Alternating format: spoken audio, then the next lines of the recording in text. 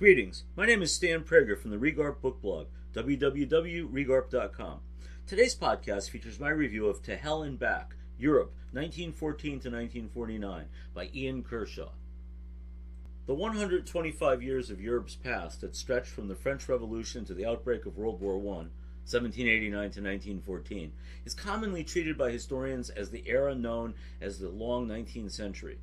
This fact alone stands in extraordinary contrast to how the landscape of Europe, both figuratively and in all too many cases literally, was so dramatically and irrevocably altered in the slightly more than 4 decades that followed. The task of telling that story in a single volume, a chronicle of people and events at once complex and colossal in scope, falls to renowned British historian Ian Kershaw in To Hell and Back, Europe 1914 to 1949, an installment in the Penguin History of Europe series, a big, ambitious, well-written survey of outsized consequences plotted along a concentrated timeline, and in this, he mostly succeeds. It is no small challenge.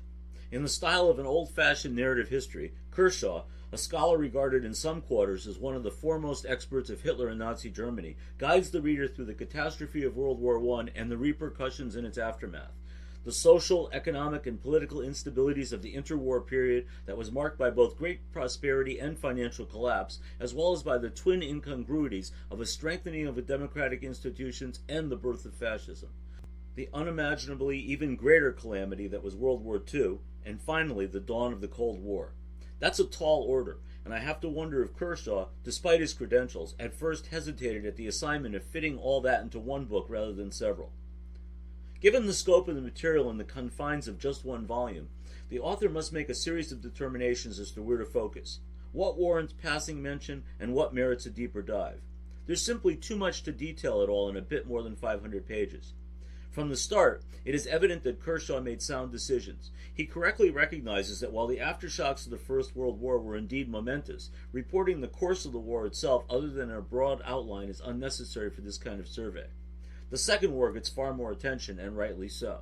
Here the reader is rewarded by Kershaw's expertise with Nazi Germany, as all the many moving parts of Hitler's ambitions at home and abroad are skillfully assembled into what was to become the ruthless killing machine that by 1945 left the continent littered with an astonishing 75 million dead, nearly twice as many casualties as in the First War. But my own interests were most piqued by the author's brilliant treatment of the interwar period that puts a lie to many popular myths, especially with regard to the Weimar Republic and its later hijack by Adolf Hitler. It turns out that reparations caused far less economic than psychological trauma, and hyperinflation, at least in its first wave, was more helpful than harmful to Germany, as war debts were rapidly repaid and the industrial manufacturing base rebuilt and refortified. Most surprising, perhaps, is Kershaw's emphasis on the strength of German democratic institutions, which he pronounces among the most solid in Europe at the time. The latter serves as a tragic underscore to what might have been, absent the rise of Hitler. Fascism was born in Italy, of course, and Mussolini's role in sponsoring and spreading its dangerous contagion internationally receives careful attention.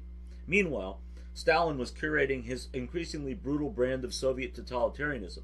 The Spanish Civil War, which for a time acted as a kind of proxy dueling ground between Germany and the USSR, also gets the coverage it deserves. And there's much more. The toughest task for any so-called European history is to provide adequate, if not exactly equitable coverage to all its member nations. That is not easy. There's a lot of countries in Europe. Many more after the First World War fragmented multiple empires into artificially constructed borders with adjacencies to sometimes hostile ethnicities. Of course, all the attention typically goes to the big guys, the United Kingdom, France, Germany, Russia, Italy, and sometimes Spain. But those 6 only represent about 8% of the 73 sovereign nations that existed in 1939. Kershaw tries to do better, but frankly it's an impossible trial, especially in a single book. Still, he widens the lens enough to reveal most of these nations struggling against similar internal and outside urgencies and meeting these with either traditional remedies that were likely to fail or, rarely, sometimes novel approaches that might have bred success in the longer term had not the cataclysmic Second World War swallowed up all other exigencies. These forces included economic depression, the impact of American isolationism, the almost paranoid fear of the spread of Soviet communism, as well as the instability inherent in the sudden creation of multiple new nations and the truncation of several existing empires that also saw their respective monarchies replaced by new kinds of governing mechanisms. There was also the disenchantment of millions who walked away from the ruins of the First World War, unwilling to simply return to the business as usual of a once familiar civilization that had been shattered beneath their feet. The latter existential crisis was more characteristic of the West, however.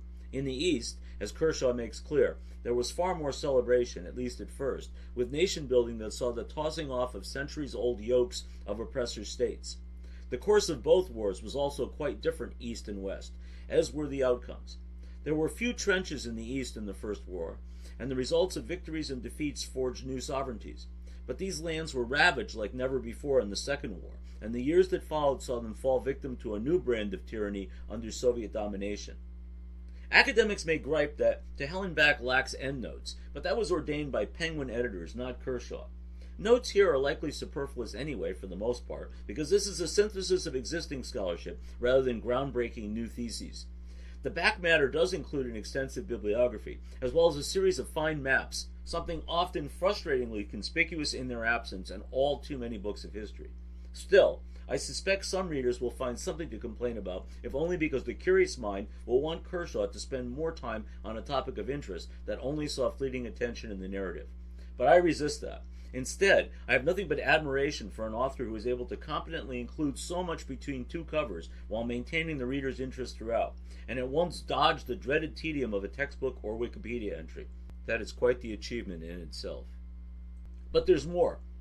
Mark Twain allegedly quipped that history doesn't repeat itself, but it often rhymes. Hitler's Austrian Anschluss, adventurism in the Sudetenland, and invasion of Poland echo eerily in Vladimir Putin's brand of neo-fascist revanchism, manifested in the annexation of Crimea, the sponsoring of puppet statelets in the Donbas, and finally the full-scale assault on Ukraine. That is indeed a kind of unsettling rhyme. I came to this book because while reading The Gates of Europe, Serhii Plokhy's masterful history of Ukraine, I was struck by a series of uncomfortable gaps in my own knowledge base. It occurred to me that I could speak with greater facility of the Peloponnesian War or Appomattox than I could the Treaty of Versailles. Surveys are not intended to be comprehensive, but the very best ones, To Hell and Back certainly earns that accolade, tickle the brain to incite further pursuits, and for that I offer my sincere gratitude to Ian Kershaw. Thank you for joining me for today's podcast. I encourage you to share it in your network. Many more reviews on an eclectic array of fiction and nonfiction books are available at Regarp.com and RegarpBookBlogPod.com. Have a great day.